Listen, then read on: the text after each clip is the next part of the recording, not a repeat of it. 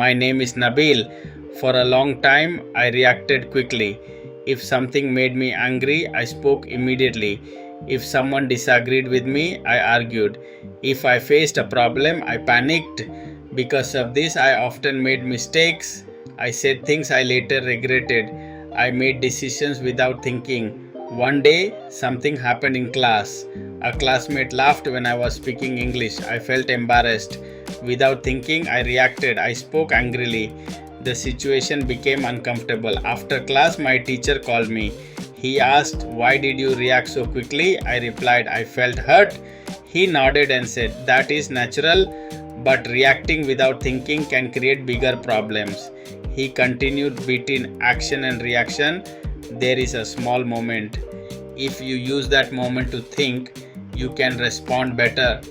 Those words stayed in my mind. The next day, I tried something new. When something bothered me, I paused.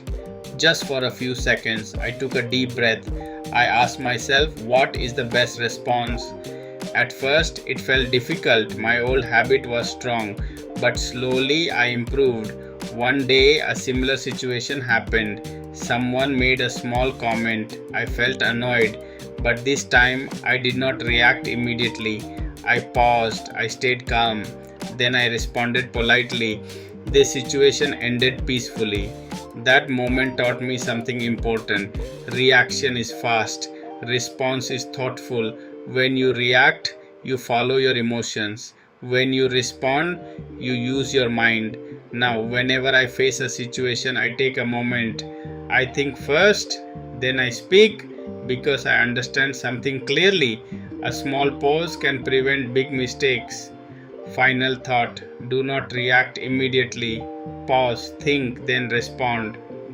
Ending line: keep learning English, keep improving your thinking, and always remember, a calm response is stronger than a quick reaction.